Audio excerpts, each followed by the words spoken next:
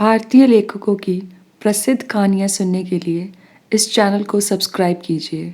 धन्यवाद। आज की कहानी का नाम है नर्क का मार्ग और इसके लेखक हैं मुंशी प्रेमचंद। रात भक्तमाल पढ़ते पढ़ते ना जाने कब नींद आ गई। कैसे कैसे महात्मा थे जिनके लिए भगवत प्रेम ही सब कुछ था, इसी में मग्न रहते थे। ऐसी भक्ति बड़ी तपस्या से मिलती है। क्या मैं वो तपस्या नहीं कर सकती? इस जीवन में और कौन सा सुख रखा है? आभूषणों से जिसे प्रेम हो वो जाने, यहाँ तो इनको देखकर आंखें फूटती हैं। धन दौलत पर जो जान देता हो वो जाने, यहाँ तो इसका नाम सुनकर ज्वर सा चढ़ाता है। कल पगली सुशीला ने कितनी उमंगों से मेरा श्रृंगार किया था, कितने प्रेम से बालों में फूल गूंथे थे। कितना मना करती रही, ना मानी। आखिर वही हुआ जिसका मुझे भय था। जितनी देर उसके साथ हंसी थी उससे कहीं ज्यादा रोई। संसार में ऐसी कोई भी स्त्री है जिसका पति उसका श्रृंगार देखकर सिर से पांव तक जल उठे? कौन ऐसी स्त्री है जो अपने पति के मुंह से ये शब्द सुने, तुम मेरा परलोक बिगाड़ोगी और कुछ नहीं, तुम्हारे रंग ढंग कह देते हैं, और उसका दिल विष खा लेने को ना चाहे? भगवान, संसार में ऐसे भी मनुष्य हैं। आखिर मैं नीचे चली गई और भक्तमाल पढ़ने लगी। अब वृंदावन बिहारी जी की ही सेवा करूंगी, उन्हीं को अपना श्रृंगार दिखाऊंगी। वो तो देखकर ना जलेंगे, वो तो मेरे मन का हाल जानते हैं। भगवान, मैं अपने मन को कैसे समझाऊं? तुम अंतर्यामी हो, तुम मेरे रोम रोम का हाल जानते हो। मैं चाहती हूँ कि उन्हें अपना इष्ट समझूं, उनके चरणों की सेवा करूं, उनके इशारों पर चलूं, उन्हें मेरी किसी बात से, किसी व्यवहार से नामात्र भी दुख ना हो। वो निर्दोष हैं। जो कुछ मेरे भाग्य में था वो हुआ। ना उनका दोष है, ना माता पिता का। सारा दोष मेरे नसीबों का है। लेकिन ये सब जानते हुए भी जब उन्हें आते देखती हूँ तो मेरा दिल बैठ जाता है। मुंह पर मुर्दानी सी छा जाती है, सिर भारी हो जाता है। जी चाहता है इनकी सूरत न देखूं, बात तक करने को जी नहीं चाहता। कदाचित शत्रु को भी देखकर किसी का मत इतना क्लांत ना होता होगा। उनके आने के समय दिल में धड़कन सी होने लगती है। 2 दिन के लिए कहीं चले जाते हैं तो दिल पर एक बोझ सा उठ जाता है। हंसती भी हूँ, बोलती भी हूँ, जीवन में कुछ आनंद आने लगता है। लेकिन उनके आने का समाचार पाते ही फिर चारों ओर अंधकार। चित्त की ऐसी दशा क्यों है ये मैं नहीं कह सकती। मुझे तो ऐसा जान पड़ता है कि पूर्व जन्म में हम दोनों में बैर था। उसी बैर का बदला लेने के लिए इन्होंने मुझसे विवाह किया है। वही पुराने संस्कार हमारे मन में बने हुए हैं। नहीं तो वो मुझे देखकर क्यों जलते हैं और मैं उनकी सूरत से क्यों घृणा करती हूँ। विवाह करने का तो ये घर आनंद से रह सकती थी, लेकिन इस लोक प्रथा का बुरा हो जो भागिनी कन्याओं को किसी न किसी पुरुष के गले में बांध देना अनिवार्य समझता है। वो क्या जानता है कि कितनी युवतियां उसके नाम को रो रही हैं, कितनी अभिलाषाओं से लहराते हुए कोमल हृदय उसके पैरों तले रौंदे जा रही हैं। युवती के लिए पति कैसी कैसी मुदर कल्पनाओं का स्रोत होता है। पुरुष में जो उत्तम है, श्रेष्ठ है, दर्शनीय है, उसकी सजीव मूर्ति इस शब्द के ध्यान में आते ही उसकी नज़रों के सामने आकर खड़ी हो जाती है।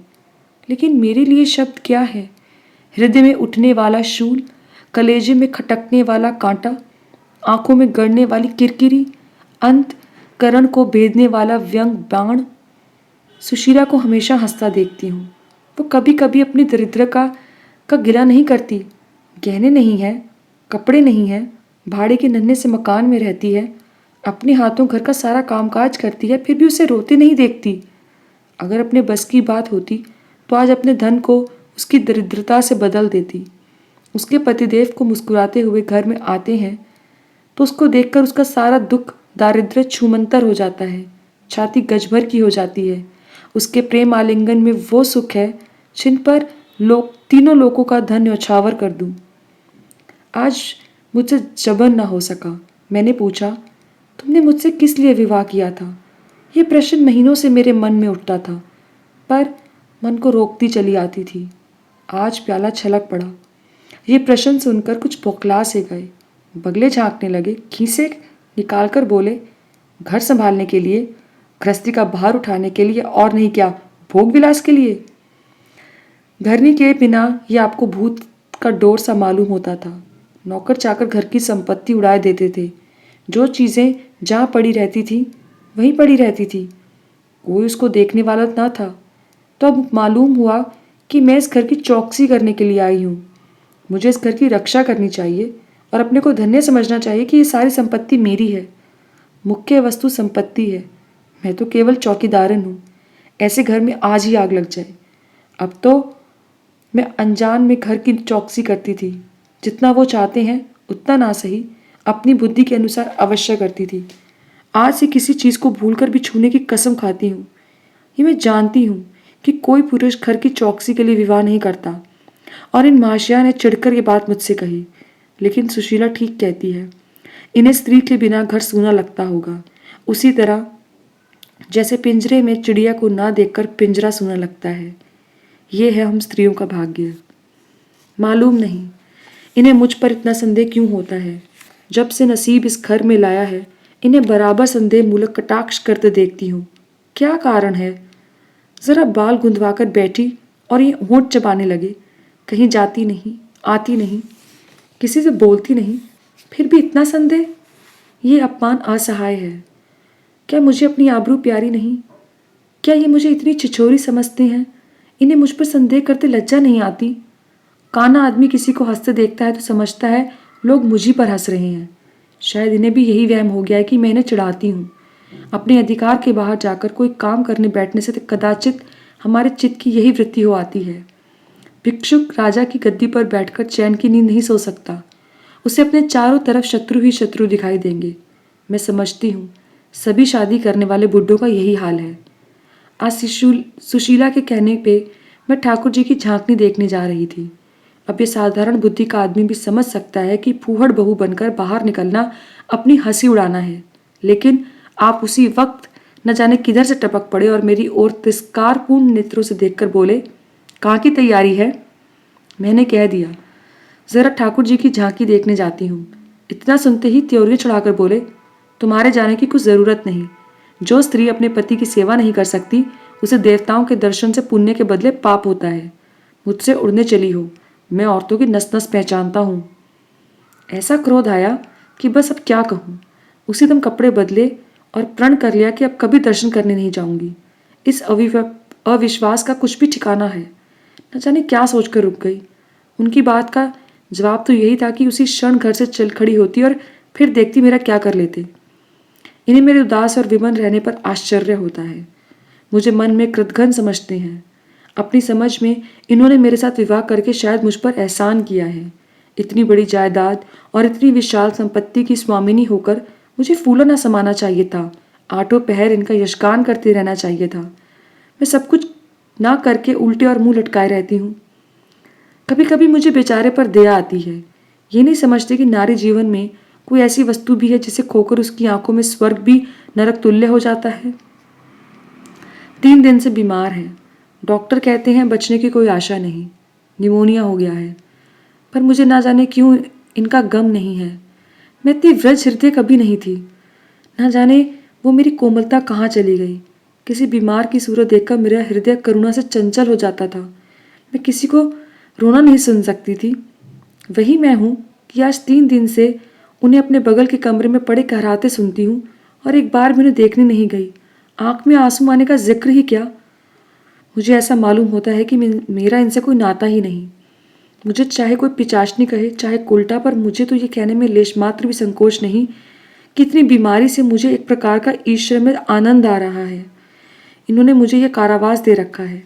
मैं इसे विवाह का पवित्र नाम नहीं देना चाहती, ये कारावास ही है। मैं इतनी उदार नहीं हूँ कि जिसने मुझे कैद में डाल रखा हो उसकी पूजा करूँ, जो मुझे लात से मारे उसके पैर को चूमूं। मुझे तो मालूम हो रहा है ईश्वर इन्हें सब पाप का दंड दे रहे हैं। मैं निसंकोच होकर कहती हूँ कि मेरा इनसे विवाह नहीं हुआ। स्त्री किसी के गले बांध जाने से ही उसकी विवाहिता नहीं हो जाती। वही संयोग विवाह का पद पा सकता है जिसमें कम से कम एक बार तो हृदय प्रेम से पुलकित हो जाए।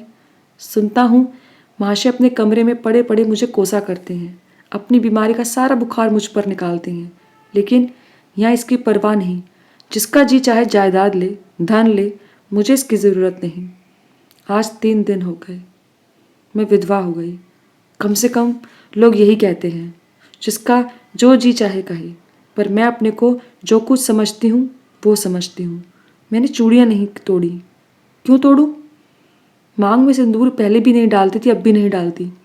बूढ़े बाबा का क्रियाक्रम उसके सुपुत्र ने किया। मैं पास नहीं फटकी। घर में मुझ पर मनमानी आलोचनाएं होती हैं। कोई मेरे गुंदे हुए बालों को देखकर नाक सिकोड़ता है, कोई मेरे आभूषणों पर आंख मटकाता है। यहाँ इसकी चिंता नहीं। इन्हें चिढ़ाने को भी मैं रंग बिरंगी साड़ियाँ पहनती हूँ और भी बनती संवरती हूँ। मुझे ज़रा भी दुख नहीं। मैं तो कैद से छूट गई। इधर कई दिन सुशीला के घर गई। छोटा सा मकान है, कोई सजावट का सामान नहीं, चारपाइयाँ तक नहीं, पर सुशीला कितनी आनंद से रहती है। उसका उल्लास देखकर मेरे मन में भांति भांति की कल्पनाएं उठने लगती हैं। उन्हें कुत्सित हो क्यों कहूँ? मेरा मन उन्हें कुत्सित नहीं समझता। इनके जीवन में कितना उत्साह है। आंखें मुस्कुराती रहती हैं, होठों पर मधुर हास्य खेलता रहता है, बातों में प्रेम का सोत्र बहता हुआ जान पड़ता है। इस आनंद से, चाहे वे कितना ही क्षणिक हो, जीवन सफल हो जाता है। फिर उसे कोई भूल नहीं सकता। उसकी स्मृति अंत तक के लिए काफ़ी हो जाती है। इस मिजराव की चोट हृदय के तारों को अंतकाल तक मधुर स्वरों से कंपित रख सकती है। एक दिन सुशीला से कहा, अगर तेरे पतिदेव कहीं परदेश चले जाएं, तू रोते रोते मर जाएगी। सुशीला गंभीर भाव से बोली, नहीं बहन, मरूंगी नहीं। उनकी याद सदैव प्रफुल्लित करती रहेगी, चाहे उन्हें परदेश में बरसों लग जाएं। मैं यही प्रेम चाहती हूँ।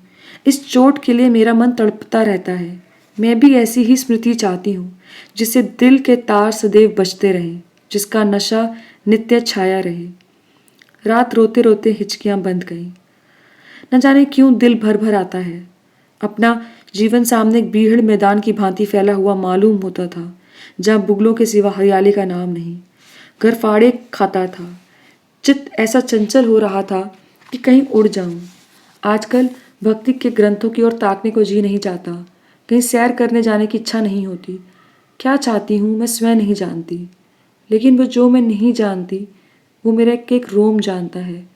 मैं अपनी भावनाओं की सजीव मूर्ति हूँ। मेरा एक एक अंग मेरी आंतरिक वेदना का आंतरनाद हो रहा है। मेरी चित्त की चंचलता उस अंतिम दशा को पहुंच गई है, जब मनुष्य को निंदा की न लज्जा रहती है और न भय। जिन लोभी स्वार्थी माता पिता ने मुझे कुएं में ढकेला, जिस पाषाण हृदय प्राणी ने मेरी मांग में सिंदूर डालने का स्वांग किया, उनके प्रति मेरे मन में बार बार दुष्कामनाएं उठती हैं। मैं उन्हें लज्जित करना चाहती हूँ। मैं अपने मुंह में कालिक लगाकर उनके मुख पे कालिक लगाना चाहती हूँ। मैं अपने प्राण देकर उन्हें प्राणदंड दिलाना चाहती हूँ। मेरे नारित्व लुप्त हो गया है। मेरे हृदय में प्रचंड ज्वाला उठी हुई है। घर के सारे आदमी सो रहे हैं। मैं चुपके से नीचे उतरी, द्वार खोला और घर से निकली, जैसे कोई प्राणी गर्मी से व्याकुल होकर घर से निकले और किसी खुली जगह की ओर दौड़े। उस मकान में मेरा दम घुट रहा था। सड़क पर सन्नाटा था। दुकानें बंद हो चुकी थी। सहसक बुढ़िया आती हुई नजर आई। मैं डरी, कहीं चुड़ैल ना हो। बुढ़िया ने समीप आकर मुझे मेरे सिर से पांव तक देखा और बोली, किसकी राह देख रही हो? मैंने चिढ़कर कहा, मौत की। बुढ़िया, तुम्हारे नसीबों में तो अब भी जिंदगी के बड़े बड़े सुख भोगने लिखे हैं। अंधेरी रात गुजर गई। आसमान पर सुबह की रोशनी नजर आ रही है। मैंने हंसकर कहा, अंधेरे में भी तुम्हारी आंखें इतनी तेज हैं कि नसीबों की लिखावट पढ़ लेती हो। बुढ़िया, आंखों से नहीं पढ़ती बेटी, अकल से पढ़ती हूँ। धूप में चुंडा नहीं सफ़ेद किया। तुम्हारे बुरे दिन गए और अच्छे दिन आ रहे हैं। हंसो मत बेटी, यही काम करते इतनी उम्र गुजर गई। इस बुढ़िया की बदौलत जो नदी में कूदने जा रही थी, वो आज फूलों की सेज पर सो रही है। जो जहर का प्याला पीने को तैयार थी, वो आज दूध की कुल्लियाँ कर रही है। इसलिए इतनी रात गए निकलती हूँ कि अपने हाथों किसी अभागिन का उद्धार हो सके तो करूँ। किसी से कुछ नहीं मांगती। भगवान का दिया सब कुछ घर में है। केवल यही इच्छा है कि अपने से जहाँ तक हो सके दूसरों को उपकार करूँ। जिन्हें धन की इच्छा है उन्हें धन, जिन्हें संतान की इच्छा है उन्हें संतान। बस और क्या कहूँ। मंत्र बता देती हूँ कि जिसकी जो इच्छा हो वो पूरी हो जाए। मैंने कहा, मुझे ना धन चाहिए ना संतान। मेरी मनोकामना तुम्हारे बस की बात नहीं। बुढ़िया हंसी। बेटी, जो तुम चाहती हो वो मैं जानती हूँ। तुम वो चीज़ चाहती हो जो संसार में होते हुए स्वर्ग की है, जो देवताओं के वरदान से भी ज्यादा आनंदप्रद है, जो आकाश कुसुम है, गूलर का फूल है और अमावस का चांद है। लेकिन मेरे मंत्र में वो शक्ति है जो भाग्य को भी संवार सकती है। तुम प्रेम की प्यासी हो। मैं तुम्हें उस नाव पर बिठा सकती हूँ जो प्रेम के सागर में, प्रेम की तरंगों पर क्रीड़ा करती हुई तुम्हें पार उतार दे। मैंने उत्कंठित होकर पूछा, माता, तुम्हारा घर कहाँ है? बुढ़िया, बहुत नज़दीक है बेटी, तुम चलो, तो मैं अपनी आंखों पर बिठाकर ले चलूं। मुझे ऐसा मालूम हुआ कि यह कोई आकाश की देवी हैं। उसके पीछे पीछे चल पड़ी। आह, वो बुढ़िया जिसे मैं आकाश की देवी समझती थी, नर्क की डायन निकली। मेरा सर्वनाश हो गया। मैं अमृत खोजती थी, विष मिला। निर्मल स्वच्छ प्रेम की प्यासी थी, गंदे विषाक्त नाले में गिर पड़ी। वो वस्तु ना मिलनी थी, ना मिली। मैं सुशीला का सत्सुख चाहती थी, कुलटाओं की विषय वास्ता नहीं। लेकिन जीवन पथ में एक बार उल्टी राह चलकर फिर सीधे मार्ग पर आना कठिन है। लेकिन मेरा अधपतन का अपराध मेरे सिर नहीं, मेरे माता पिता और उस बूढ़े पर है जो मेरा स्वामी बनना चाहता था। मैं ये पंक्तियां ना लिखती, लेकिन इस विचार से लिख रही हूँ कि मेरी आत्मकथा पढ़कर लोगों की आंखें खुलें। मैं फिर कहती हूँ, अब भी अपनी बालिकाओं के लिए मत देखो धन, मत देखो जायदाद, मत देखो कुलीनता, केवल वर देखो। अगर उसके लिए जोड़ का वर नहीं पा सकते तो लड़की को कुंवारी रख छोड़ो, जहर देकर मार डालो, गला घोट डालो, पर किसी बूढ़े खूसट से मत ब्याहो। स्त्री सब कुछ सह सकती है, दारुण से दारुण दुख, बड़े से बड़ा संकट। अगर नहीं सह सकती तो अपने यौवन काल की उमंगों का कुचला जाना। रही मैं, मेरे लिए अब इस जीवन में कोई आशा नहीं। इस अधम दशा को भी उस दशा से बदलूंगी जिससे निकलकर आई हूं।